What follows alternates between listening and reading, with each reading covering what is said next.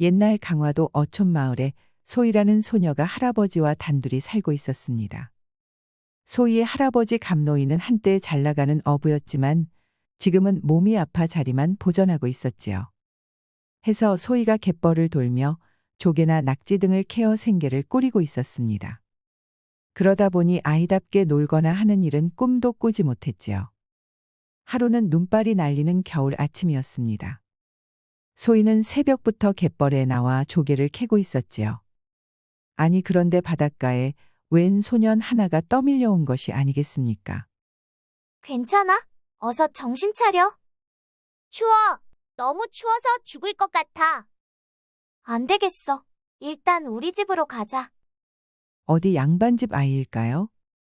잘 차려입은 소녀는 이를 딱딱 부딪히며 떨고만 있었습니다. 이대로 두면 찬 바닷물에 얼어 죽을지도 몰랐지요. 하는 수 없이 소희는 소년을 부축해 집으로 데려갔답니다. 들어와. 여기가 우리 집이야. 으아! 엄청 허름하네. 너 정말 여기서 살아? 들어가기 싫으면 버리고 간다? 아니야. 말이 그렇다는 거지. 소희가 인상을 쓰자 소녀는 얼른 사과를 했지요. 소희는 소년의 말에 짜증이 팍 났지만 꾹 참고 아랫목에 눕혔답니다. 그리고는 뜨끈한 미역국을 끓여 먹였습니다. 어때? 맛있지? 응. 비린내가 좀 나지만 먹을만하네. 혹시 담백한 콩자반 같은 거 없어? 워낙 귀한 것만 먹고 자랐는지 소녀는 반찬 투정을 하는 것이었죠. 너 진짜 입이 방정이다. 철없다는 소리 안 듣니? 맞아. 그런 소리 많이 들어.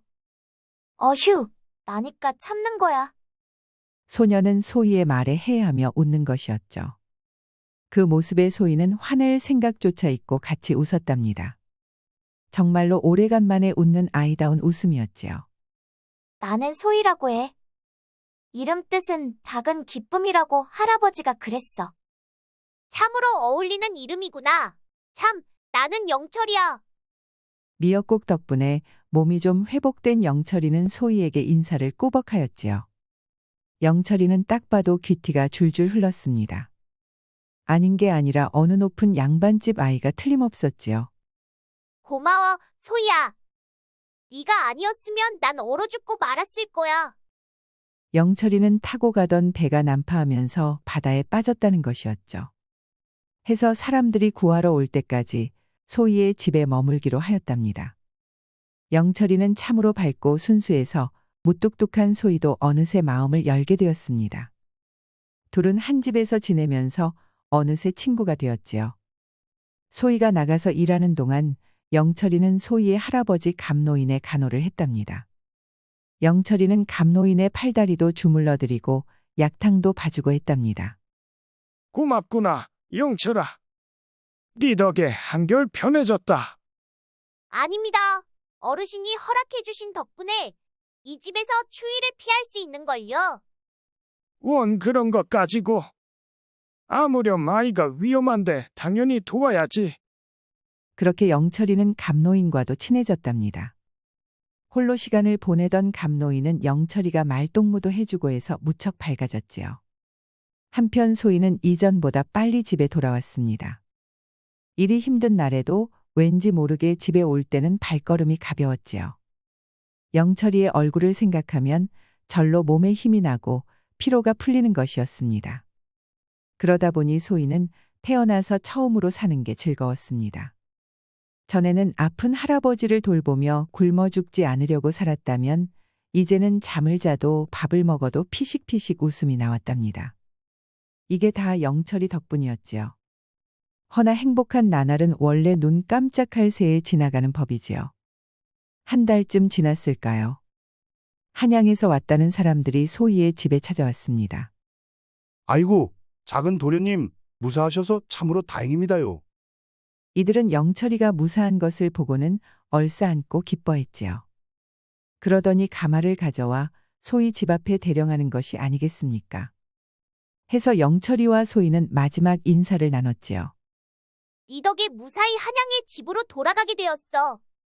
그동안 나까지 먹여 살리느라 정말 힘들었을 텐데 고맙다.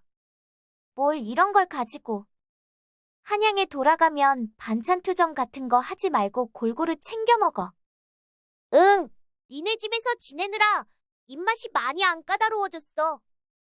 다 네 덕분이야. 말을 해도 꼭 저렇게 성질을 긁는다니까요. 허나 앞으로는 영철이와 못 있는다고 생각하니 너무나도 아쉬웠지요. 소희는 영철이를 꼭 안아주었답니다. 그러자 영철이는 얼굴이 빨개져서는 가마 안으로 숨어버렸죠. 하지만 소희가 완전히 안 보일 때까지 고개를 빼꼼히 내밀고 하염없이 바라보았답니다. 우리 소희가 많이 쓸쓸하겠구나. 하지만 영철이는 우리와는 신분이 다르다. 아쉽지만 이해하려무나. 알아요, 할아버지. 그리고 반찬 투정만 하던 꼬맹이가 사라져서 속이 다 시원한걸요? 할아버지 감노인은 소희를 위로해 주었지요. 소희는 강한 척 씩씩하게 말을 했지만 사실 가슴에 구멍이 난 것처럼 너무나도 허전했습니다.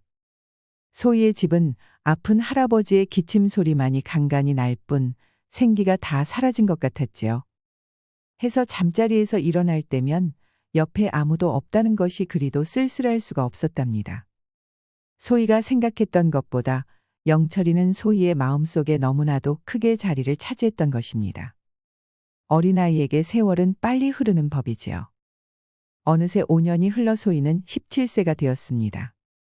그동안 감노인의 병은 더욱 깊어져서 오늘 내일 하는 신세가 되고 말았지요.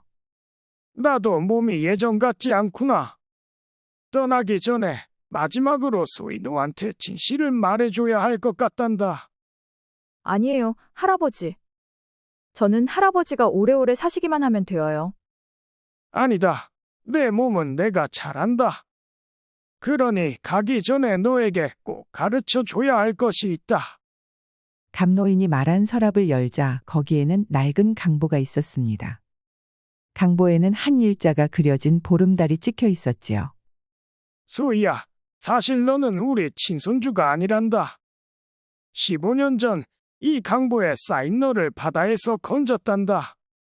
그날은 큰 태풍이 몰아치는 날이었습니다. 강화도 앞바다에서 배가 침몰한 것이었습니다.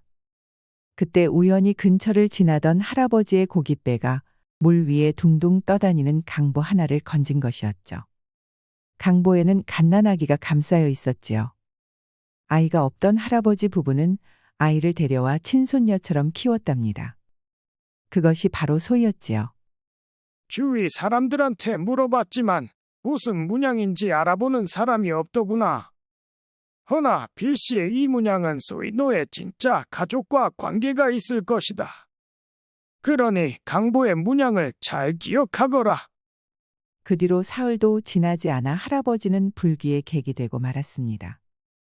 소희는 눈물로 할아버지를 보내드렸지요. 허나 이후로도 소희의 삶은 크게 달라질 것이 없었습니다. 낮에는 해루질을 하며 생계를 꾸렸고 밤에는 아무도 없는 집에서 쓸쓸하게 잠이 들었지요. 그러다 보니 소희는 영철이가 사무치게 그리웠습니다. 영철이는 한양에서 엄마와 아빠를 만났으려나. 시간이 많이 흘렀는데 키는 좀 컸을까? 갯벌에 나가 있을 때에도 불쑥불쑥 영철이의 얼굴이 떠오르곤 하였지요. 그럴 때마다 가슴 한구석이 먹먹했지만 생각하기를 멈출 수는 없었습니다. 영철이를 떠올리는 것이 소희의 유일한 즐거움이었으니까요. 그러던 어느 날이었습니다. 소희가 장터에 조개를 팔러 나갔을 때였지요. 평소 소희에게 눈독을 들이던 뱃사람 떡새가 심하게 추근대는 것이 아니겠습니까? 술에 잔뜩 고른 채로 강제로 소희의 손목을 붙잡은 것이지요. 이리 오거라. 네, 오늘은 반드시 내년을 가질 것이다. 놓으십시오. 술을 드셨으면 얌전히 드셔야지 왜 행패입니까? 뭐라고? 니년은 뭐가 그리 대단하길래 그래도 비싸게 구는 것이냐? 여러 소리 말고 따라오거라. 다행히도 장터 사람들이 나서서 떡새를 뜯어 말렸지만 소희는 심장이 벌렁벌렁했습니다. 해서 장사를 서둘러 걷어치우고 바삐 집으로 돌아왔지요. 그런데 떡새 이것이 기어코 소희의 뒤를 따라온 것이었습니다. 소희야, 문 열어다오. 어서 이 문을 열으란 말이다. 떡새는 문 바깥에서 고래고래 소리를 지르는 것이었죠. 소희는 어린 시절 쓰던 강보를 꼭 껴안은 채 공포에 떨었습니다. 아무리 불러도 소희가 대답이 없자 떡새는 결국 일을 저지르고 말았습니다. 소희의 초가집에 불을 싸지르고 말았던 것이지요. 이러면 인연이 백일서냐. 자, 홀랑 다 타버리기 전에 어서 나오거라. 하지만 소희는 나갈 생각이 없었습니다. 불 속에서 그대로 타 죽으려고 마음먹었지요. 행복한 일도 없는 세상, 아껴주는 이 하나 없는데 굳이 더 이상 살고 싶지 않았으니까요. 소원이 있다면 가기 전에 영철이 얼굴을 한 번 더 보고 싶을 뿐이었습니다. 영철이가 생각나자 소희는 불현듯 살아야겠다는 생각이 들었지요. 해서 매캐한 연기를 뚫고 뒷문으로 뛰쳐나왔답니다. 아니, 이것이 어디 간 것이냐? 내가 잘해줄 테니 이리로 오거라. 뒤에서 떡새가 소리를 지르고 있었지만 소희는 뒤도 돌아보지 않고 달렸지요. 그렇게 소희는 강화도 땅을 벗어나 영철이가 산다는 한양으로 왔답니다. 한양 땅에 온 소희는 이 집 저 집 돌아다니며 품팔이로 먹고 살았지요. 알아보니 영철이네 집은 재상을 여럿 배출한 명문 양반가였지요. 영철이는 그 집 도련님으로 성균관에서 과거 공부를 하고 있다는 것이었습니다. 예상은 했지만 역시 영철이는 구름 위에 까마득한 사람이었지요. 허나 소희는 고된 일을 하는 도중에도 혹시라도 영철이와 마주칠 날이 오지 않을까 하는 신랄 같은 희망으로 살았습니다. 그러던 어느 날이었습니다. 한양 땅에서도 권세가 대단한 이조판서 백대감이 환갑잔치를 벌인다는 것이었죠. 해서 소희는 그 집 부엌에서 잔치 준비를 돕게 되었습니다. 역시나 판서대감의 집은 으리으리해서 들어가는 문만 7개나 되는 대저택이었지요. 일하러 간 소희는 집안의 당당한 위세에 질려 입을 다물 수가 없었답니다. 허나 얼른 정신을 다잡았습니다. 어쨌거나 저쨌거나 일하러 온 이상 할 일이 태산 같았으니까요. 이리 오너라. 김대감 행차시다. 이리 오너라. 조대감 행차시다. 걔 아무도 없느냐? 박대감께서 오셨다. 슬슬 점심 무렵이 되니 문가에서는 대감의 행차를 고하는 소리가 끊이지 않았습니다. 그야말로 조정의 신하들이 모두 모이는 것 같았지요. 소희는 속으로 혀를 내둘렀답니다. 그동안 잔치집을 돌며 일을 해봤어도 이렇게 높은 사람들이 잔뜩 모이는 잔치는 처음이었으니까요. 해서 소희는 더욱더 몸가짐을 신중히 하며 일을 도왔지요. 소희는 정말 눈코 뜰 새 없이 바빴지요. 부지런히 음식을 나르는 것만도 정신이 없었답니다. 그러는 와중이었습니다. 음식 그릇을 안방으로 옮기는데 백판서 옆에 젊은 도령이 하나 있는 것이었지요. 소희는 눈이 번쩍 뜨이는 것 같았습니다. 바로 영철이었으니까요. 순간 너무 놀란 소희는 그만 들고 있던 그릇을 떨어뜨리고 말았습니다. 요란한 소리와 함께 백판서의 불호령이 떨어졌지요. 어이구 놀래라. 무슨 축포라도 쏘는 줄 알았네 그려. 그래, 어디 다치진 않았어? 영철이는 넉살 좋게 농담을 하며 소희를 감쌌지요.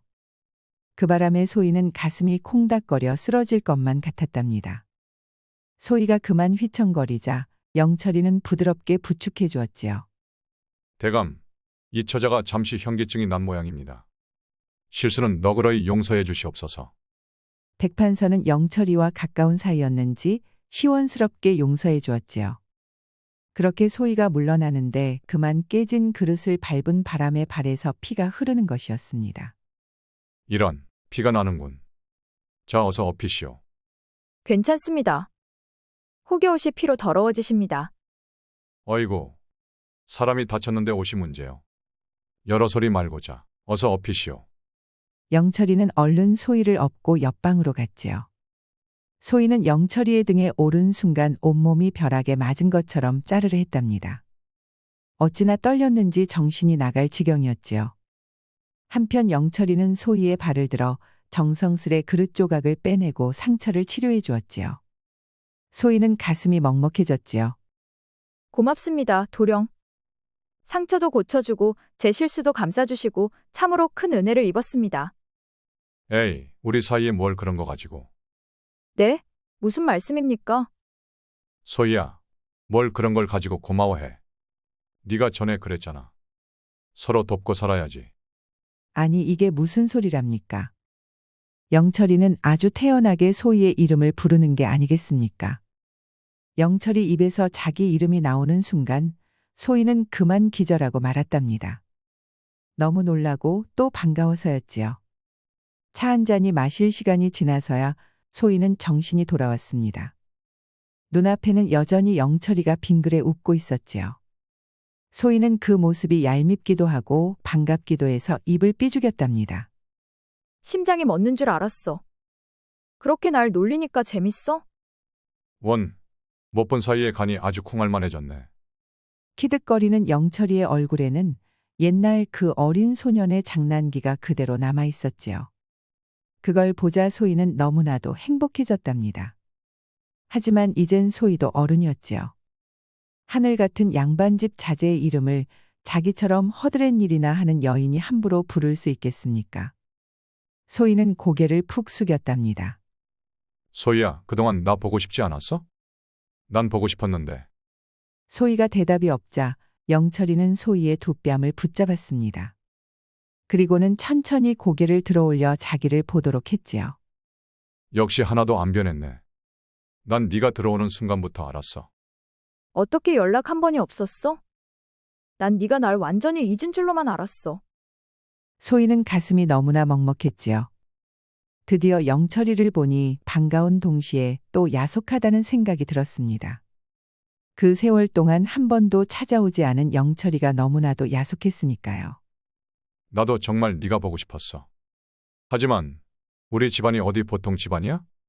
그래서 부모님께 인정받기 위해 나 정말 노력 많이 했다. 무슨 말이야, 노력이라니? 나 드디어 과거에 급제했거든. 이젠 어엿한 벼슬아치야. 아버지 인정도 받았으니 혼인도 할 수 있지. 소희의 두 눈에서는 눈물이 주르륵 흘러내렸습니다.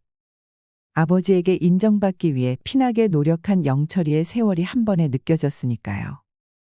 해서 소희는 너른 영철이의 품에 말없이 안겼답니다. 그렇게 잔치가 끝나자 영철이는 가마를 불러 소희를 태웠습니다. 다리를 다쳤으니 걸려서 보낼 수는 없다는 것이었죠. 백판서도 모진 사람은 아니었습니다. 해서 영철이의 말에 고개를 끄덕였답니다. 그렇게 소희는 난생 처음 가마를 타고 집에 돌아갔지요. 그런데 좀 걸리는 것이 하나 있었지요. 가마에 실려가는 소희를 백판서댁 안방마님이 하염없이 지켜보는 것이었습니다. 안방마님은 무언가 말을 하고 싶은 눈치였지만 끝끝내 입을 다물고 있었답니다.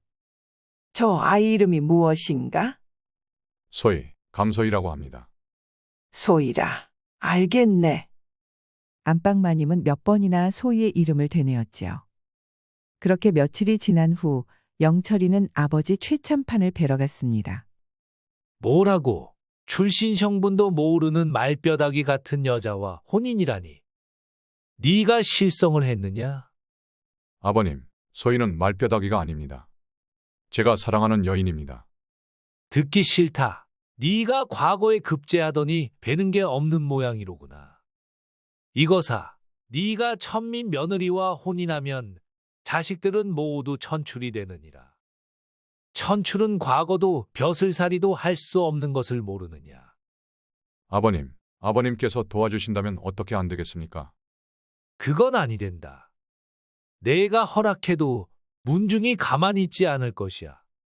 차후에 내가 훌륭한 규수와 널 짝지워 줄 터이니 넌 더 이상 아무 말 말고 물러가거라. 아버님의 일갈에 영철이는 무거운 발걸음으로 방을 나왔습니다.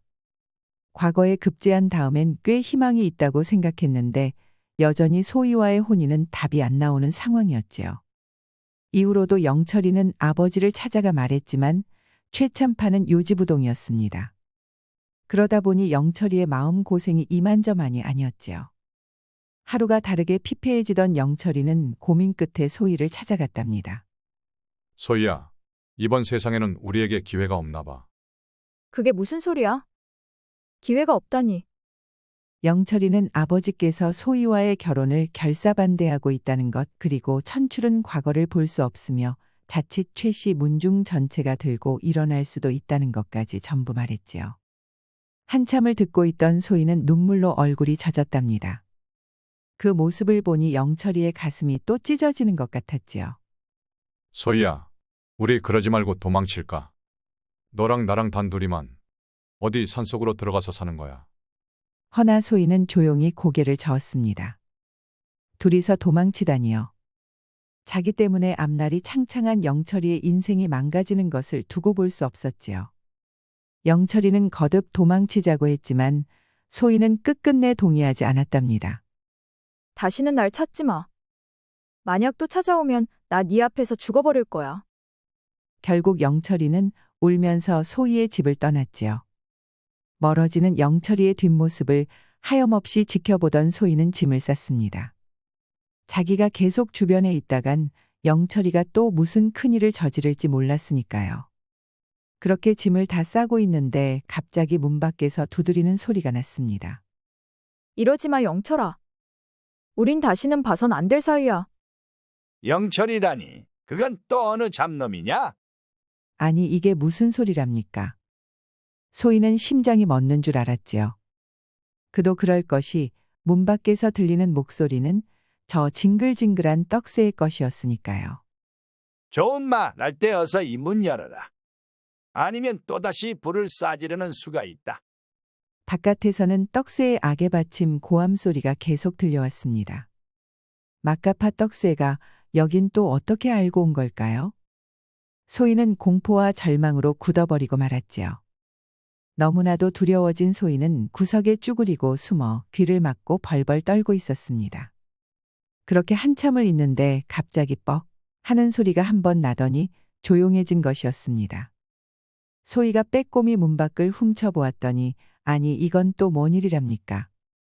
떡새는 대자로 뻗어 있고 그 뒤로 웬 덩치들이 잔뜩 서 있는 것이었지요. 안에 소희 처자 있는가? 중후한 여인의 목소리였지요. 덩치들 사이에서 잘 차려입은 중년 여인이 나타나는 것이었습니다. 네, 제가 소희입니다만.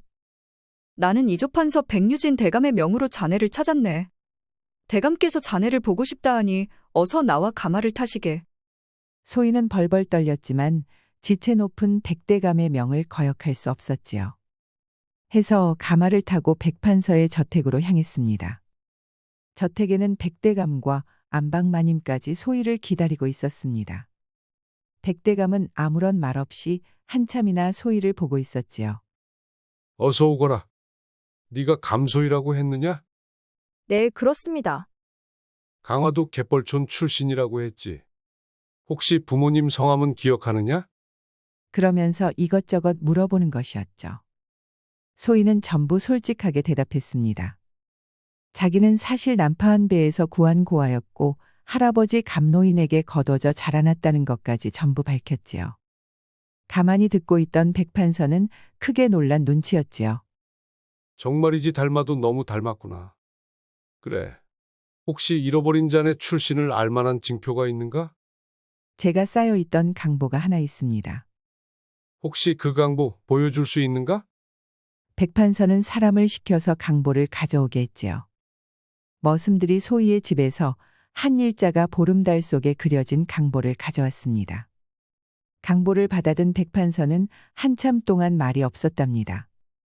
허나 옆에서 지켜보던 안방마님은 더 참지 못하고 울음을 터뜨리는 것이었습니다. 한참 동안 눈물을 흘리던 안방마님은 갑자기 일어나 소희를 껴안았답니다. 안방마님, 갑자기 왜 이러시는 건가요? 저는 도무지 영문을 모르겠습니다.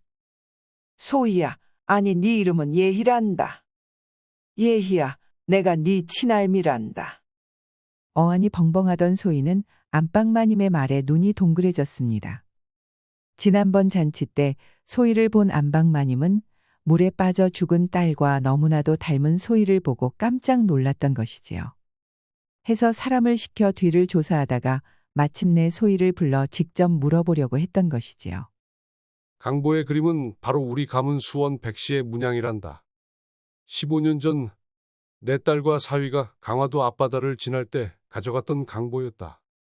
그 강보에는 우리 집안 딸인 예의 네가 감싸여 있었느니라. 나는 보는 순간 알았다. 그동안 고생 많았다, 예희야. 그러면서 안방마님은 소희를 끌어안고 너무나 서럽게 우는 것이었습니다. 소희의 몸에도 마님의 떨림이 그대로 전해져 왔지요. 그러자 소희는 그간의 외로움과 서름이 한 번에 북받치는 것이었습니다. 해서 소희도 안방마님을 끌어안고 대성통곡을 하였답니다. 지켜보던 백판서도 어느새 눈시울이 젖어 있었지요. 이제라도 찾았으니 되었다. 이제라도 네가 우리 곁에 돌아왔으니 되었단 말이다. 앞으로는 네가 남부럽지 않게 살도록 내 남은 여생을 전부 쏟을 터이니 안심하고 살도록 하여라. 그리하여 소희는 백대감의 손녀가 되었답니다. 죽은 걸로 되어 있었던 소희의 호적은 다시금 새롭게 쓰여졌지요. 이제 소희의 이름은 다시 한번 예희가 되었습니다. 이후로 백대감과 안방마님은 틈만 나면 예희를 불러 나들이도 가고 산책도 다녔답니다. 특히 안방마님은 한시도 예희의 옆에서 떨어질 줄을 몰랐지요. 예희야, 이 나리 꽃 좀 보련. 어쩜 이리 아름답게 피었는지. 그러게요, 할머님. 벌써 여름이 오려나 봐요. 예전엔 꽃을 봐도 무덤덤했느니라. 헌데 네가 오고 나서는 어찌 이리도 즐거운지 모르겠구나. 그렇게 예희는 백판서 내외의 사랑을 듬뿍 받으며 새로운 삶을 살게 되었답니다.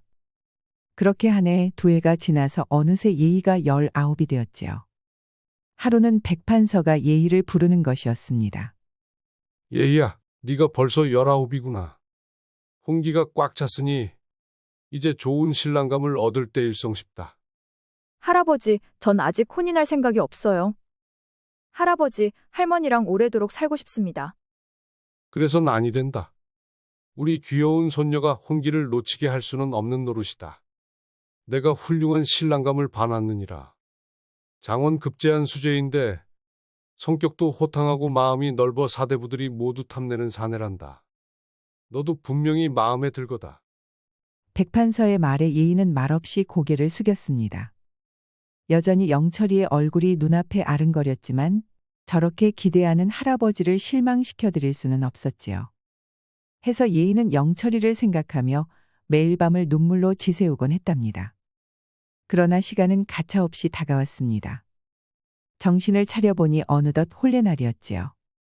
혼례는 백판서의 저택에서 치러졌습니다. 이전에 백판서의 환갑잔치 때처럼 조정의 높은 신하들이 구름처럼 몰려왔지요. 백판서와 안방마님은 신부옷을 곱게 차려입은 예희를 보며 기쁨의 눈물을 흘렸답니다. 허나 정작 예희는 얼떨떨했지요. 자기 주제에 이런 화려한 혼례라니 아직도 현실감이 없었답니다. 허나 오늘은 분명히 예희의 혼례날이었지요. 그렇게 성대하게 혼례식이 치러졌습니다. 수많은 사람이 축복하고 마침내 신혼방에는 신랑과 신부 단 둘만 남았지요. 허나 예희는 여전히 울고 있었습니다. 예희의 마음속엔 여전히 영철이 뿐이었으니까요. 가슴이 찢어지는 듯한 슬픔 속에 예희의 얼굴 가리개가 벗겨졌지요. 너, 날 다시 보면 죽어버린다고 하지 않았어? 아니, 이게 무슨 소리랍니까? 이 목소리는 분명 영철이의 것이었지요. 기절초풍한 예희가 고개를 들어보니 그곳엔 영철이가 빙그레 웃고 있는 것이 아니겠습니까? 글쎄 예희의 신랑은 놀랍게도 영철이었던 것입니다. 예희와 헤어진 이후 영철이는 나란 일에만 매달렸습니다. 그렇게 모든 것을 잊고 일만 하던 영철이는 어느 날 소희의 집에서 본 강보가 백판서댁의 문양과 똑같다는 사실을 알게 되었답니다. 해서 백방으로 수소문을 한 끝에 백판서의 외동딸이 강화도 인근 바다를 건너다 변을 당했다는 것까지 알아내었지요. 백판서댁 마님께 널 만나보라고 한 것이 바로 나였어. 그럼 너는 내가 백판서댁에 있는 것을 알면서도 2년이나 날 찾지 않은 거야? 네가 소희라는 걸 아무도 모르길 바랬거든. 이번에야말로 너랑 꼭 혼례를 치르고 싶었으니까. 영철이의 말을 들은 예희는 엉엉 울었습니다. 지켜보던 영철이도 함께 눈물을 터뜨렸지요. 오랫동안 사랑하는 이와 떨어졌던 서름이 마침내 폭발한 것이었습니다. 한참을 울던 둘은 마침내 뜨겁게 부둥켜 안고 오랫동안의 회포를 풀었답니다. 그야말로 거대해진 영철이 앞에서 예인은 아직도 남았냐며 살려달라고 빌 뿐이었죠. 커도 너무 컸는지 예인은 밤새도록 몸부림쳤답니다. 이후로도 둘은 오랫동안 백년해로하며 행복하게 살았다고 합니다. 옛말에 사필귀정이라 하여 힘들고 어려워도 언젠가 모든 일이 올바르게 돌아온다는 말이 있습니다. 난관 속에서도 서로를 포기하지 않은 소희와 영철이에게 꼭 맞는 말인 것 같습니다. 우리 영상을 시청하신 모든 분들께 행복이 가득하길 기원하겠습니다. 구독과 좋아요, 알림 설정 부탁드려요. 이후에도 재미난 이야기가 많이 준비되어 있으니 다른 영상도 꼭 보러 와주세요.